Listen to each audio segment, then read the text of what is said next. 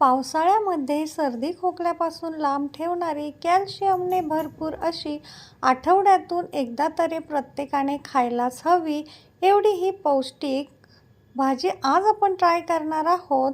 चला तर मग सुरुवात करूया आजच्या रेसिपीला. त्यासाठी एक वाटी कुळीथ आपण धुवून भिजून घेतलेले आहे आणि त्याला थोडेसे मोडसुद्धा आणून घेतले आहे. आता ही स्वच्छ 2 पाण्याने धुवून कुकरच्या भांड्यामध्ये टाकून घ्यायचे आहे. यामध्ये पाणी, मीठ, हळद आणि तेल टाकून याला मिक्स करायचं आहे. आता कुकरला याला लावून द्यायचं आहे आणि 4 ते 5 शिट्ट्या करून घ्यायच्या आहे. आता कुकर आपण गॅसवरती ठेवून देऊया आणि पुढची तयारी करायची आहे. आता मसाल्यासाठी येथे खोबरं, कांदे आणि लसूण आपण गॅसवर अशा पद्धतीने भाजून घेणार आहोत.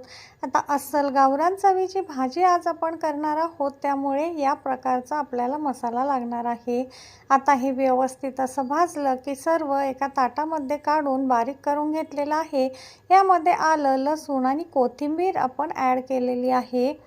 आता सर्व मसाला थंड झाला की मिक्सरच्या भांड्यामध्ये थोडा थोडा करून काढून बारीक फाईन पेस्ट तयार करून घ्यायची आहे. आता इकडे 5 ते 6 शिट्ट्या झालेल्या आहेत आणि आपले कुळीथसुद्धा मऊसूत असे शिजून निघालेले आहेत. एका कढईमध्ये 2 ते 3 चमचे तेल गरम करून त्यामध्ये मसाल्याची पेस्ट आणि पावडर मसाले टाकून छान असं तेल सुटेपर्यंत फ्राय करून घ्यायचं आहे.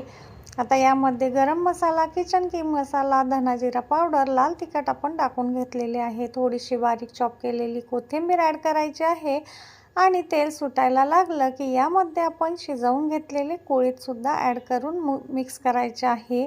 आता हे व्यवस्थित मिक्स झालं की यामध्ये आपण आपल्या आवश्यकतेनुसार पाणी टाकून घेणार आहोत. पाणी टाकताना गरम पाणीच यामध्ये टाकायचं आहे, त्यामुळे छान अशी तर्री येते आपल्या भाजीला. आता 1 ते 2 उकळ्या काढून घ्यायच्या आहे आणि लगेचच आपली ही भाजी खाण्यासाठी तयार आहे.